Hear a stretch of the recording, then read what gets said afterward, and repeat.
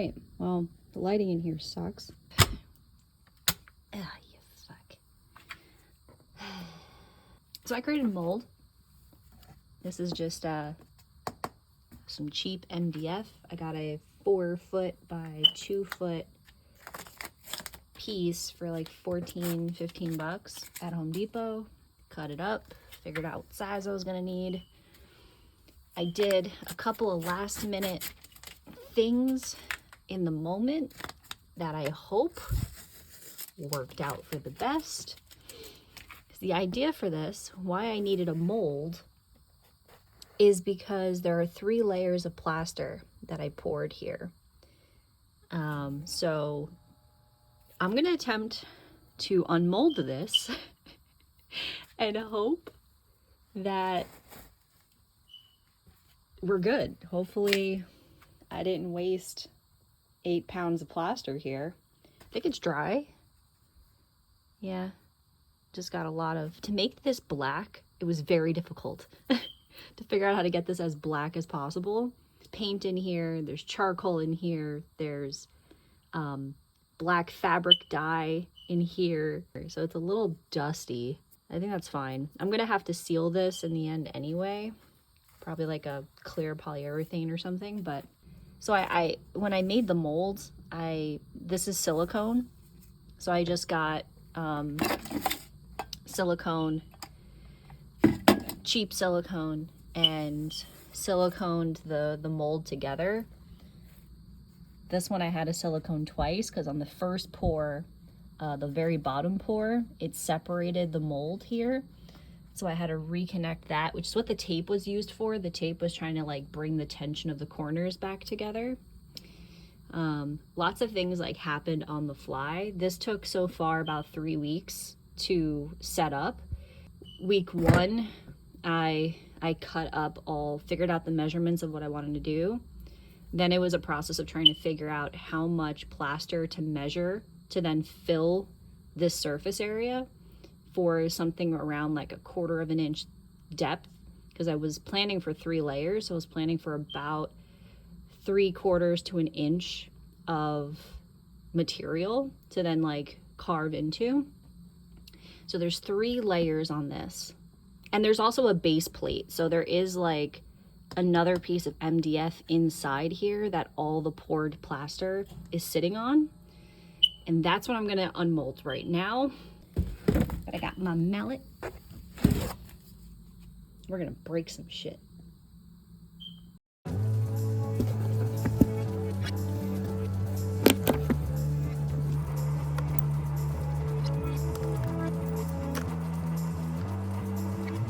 Damn. I'm just gonna, for good measure, just go around with this metal one and just try to like, oh.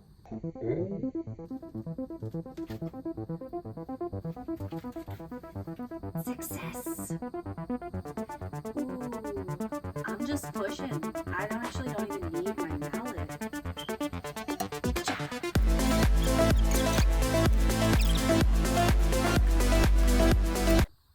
Looks like some nice cake. No, but what I'm realizing is my first pour was actually pretty thick, and my gray one is pretty thin. My black one is, the black actually kind of looks like about the thickness I was trying to go for on this guy. But I actually kind of want to, all right, it is quite, trying to do like a little fingernail test to test. Oh, wow. Okay. There's definitely different densities. Oh, okay. Hold on. That's a nice little cross section.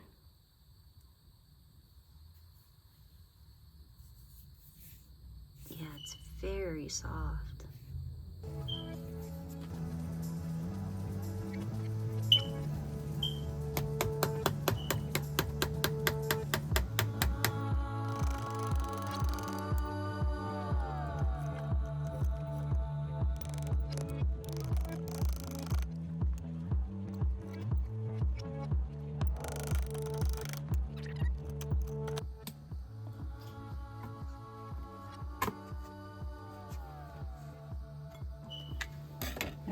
fingers are under.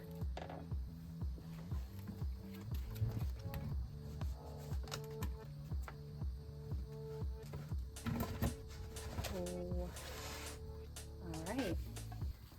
Some of the issues I'm seeing here is how wet the baseboard ended up getting from all the water that's inside the plaster.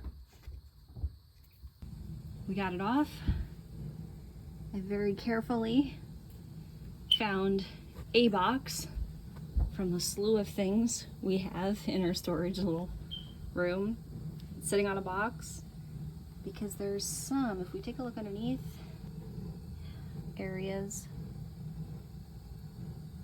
I think I can still work on this, but I think it needs this airflow under it to really dry this out and fully dry out this side, because it's been sitting for, like I said, about 3 weeks.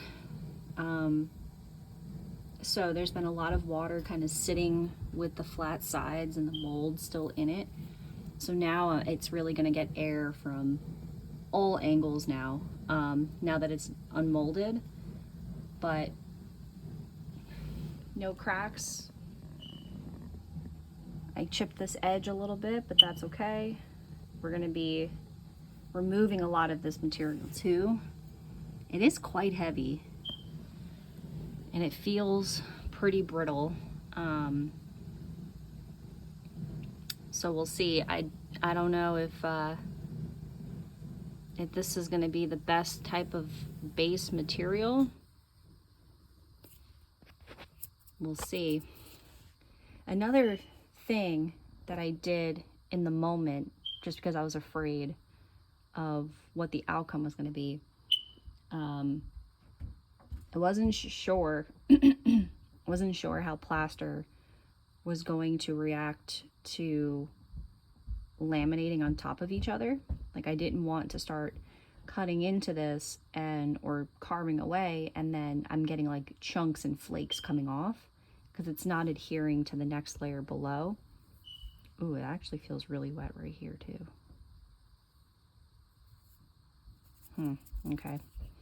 But anyway, so what I did, and also I didn't want to unmold this and the whole entire plaster slab just comes off of the base material.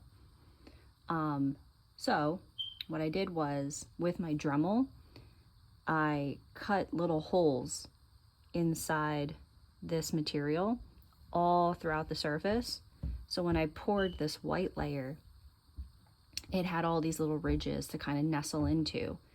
So it kind of like locks it in. That was my goal. And then for each of the layer of plaster, I went in with like a little clay tool and carved little peg holes all through it. And with the same idea, so that when I lay the next pour of plaster on, it has these ridges to really lock into the bottom plaster slab. So I'm curious, when I start to carve into this, what those little dowels that I made for myself, how those are going to affect the carve. All variables that we'll see what happens. They were mainly structural concerns I had. So we'll see what happens. And another thing that I'm learning is whether or not the base should be flush with the pour. I'm doubting if this is going to be good. I think I should have a little bit more of a buffer going around, like not keep it totally flush. But we live and we learn. Now the question might be, well, what are we going to carve out of this piece of slab? Well, I've been doing lots of different things. This was a lot of figuring out the molding. Some math involved. These were for something else. This is for the screen printing table jig. But this was a lot of the mold piece ideas. Trying to figure out of like a 4-foot slab of MDF I bought, like how much I needed to cut from what. I've been playing around with some golden ratio ideas. I really want to do something more organic. This isn't really what I'm thinking of for the slab carve, but this was me trying to figure out all the plaster measurements, trying to figure out how much to measure for volume, but did a bunch of different kind of fun thumbnails, and I'm kind of leaning more towards these more organic. I was looking at different fungus shapes and just kind of playing around with that idea. So I think it would be really cool, because carving into this is, I'm hoping we'll start to see like the layers of the black, gray, and white. And so as I carve in, depending on the depth I go, we'll see these different colors coming through. And so I want to experiment with how that's going to look. So it does matter what I carve into, and then I have to think about depth. So it's going to totally be an experiment. This one likely will be trashed because I'm learning off of this piece, but we'll see. Might end up having a happy accident. I was thinking of just kind of going for it and just free forming it, but it would be really nice to work off of some kind of an idea. All of these thumbnails, I'm just realizing too, are not going full bleed. It's kind of leaving a margin around, and I don't know if I want to do that. I feel like because I have it molded to be flush, that I should just cut directly from the edge and just like let this be a super organic piece. That was my original idea, but some of my thumbnails have not kind of done that, except for this guy. So let's go back upstairs. Let's let this dry a little bit, and let's play around with a couple of other ideas.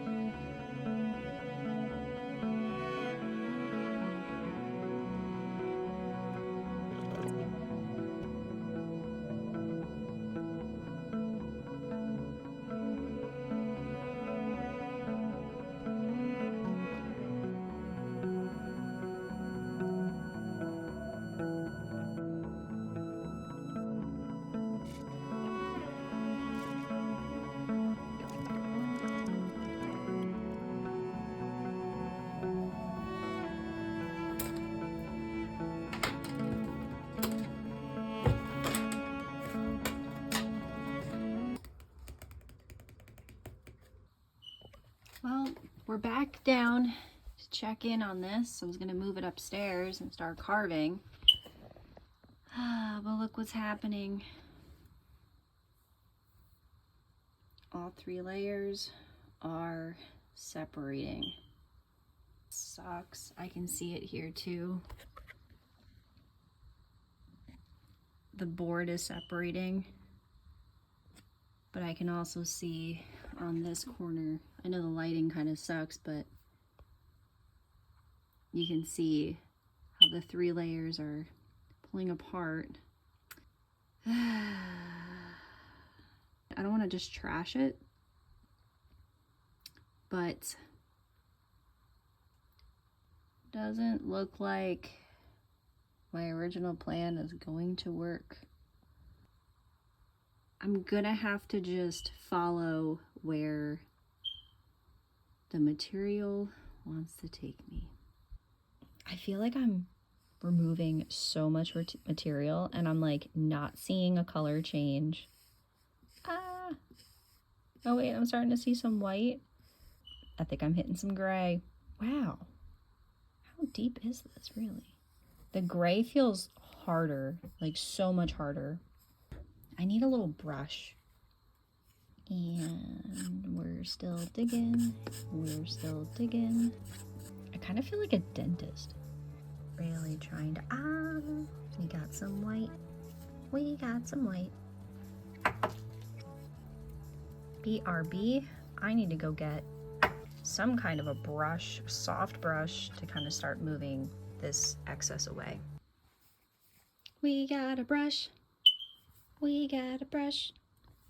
We got a brush. I'm gonna just see what happens if I just lightly put that on the floor.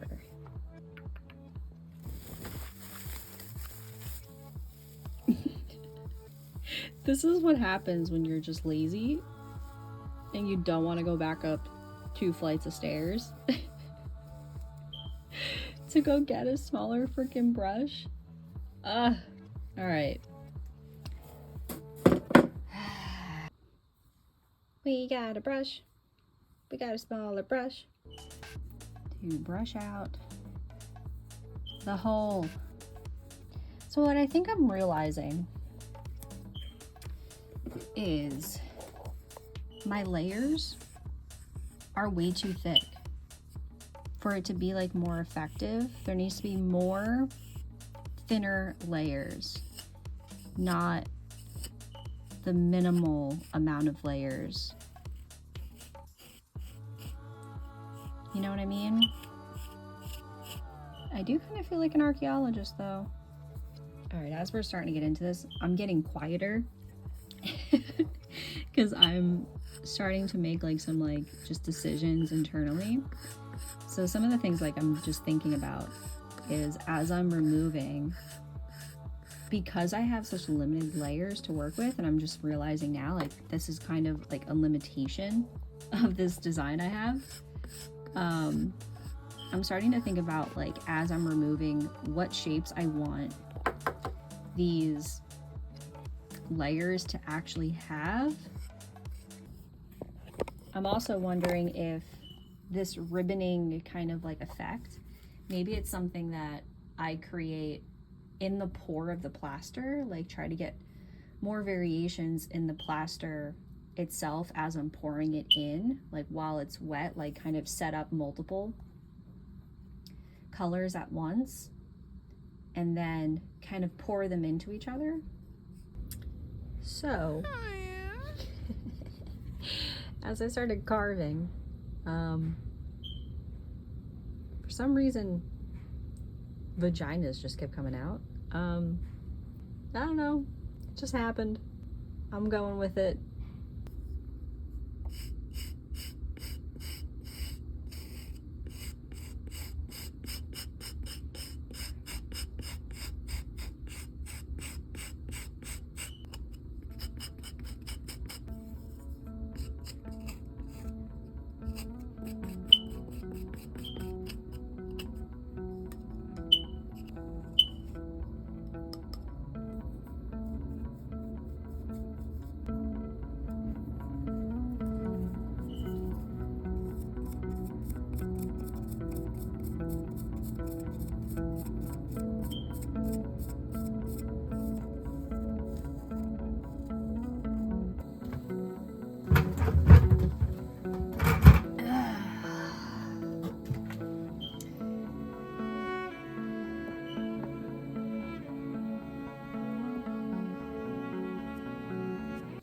very interesting that these are the forms that came out of this initial kind of carving experience. Did not anticipate we were gonna go here. This is the first time I've ever created anything that resembled the human body, let alone as explicitly as this. I mean, once I started to see that I was kind of leaning in that direction, I just kind of was like, fuck it, let's just go for it and see where it goes. I really didn't have much thought in besides like just kind of realizing that I do want some symmetry here. So I started to kind of like mirror these two forms, whereas these two are different. Though I don't know if this theme is going to continue. I don't know if, you know, this project is going to be like an evolving one, something that, you know, it takes a lot of time to carve all of this out. Come back to this, I might fill these like voids that I've already made with something else. Yeah, I did find it really interesting, like as I was carving in, realizing like how much material has to be removed.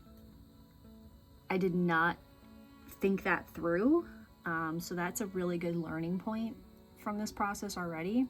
I'm gonna have to figure out how to have thinner plaster layers. Getting like my formula right is going to be really a bigger important step next if I want to continue in this realm. I have other projects that I'm working on too, so this is just kind of like one of them in the mix. I really love this like reductive process. We'll leave it at that. I think they speak for themselves for now.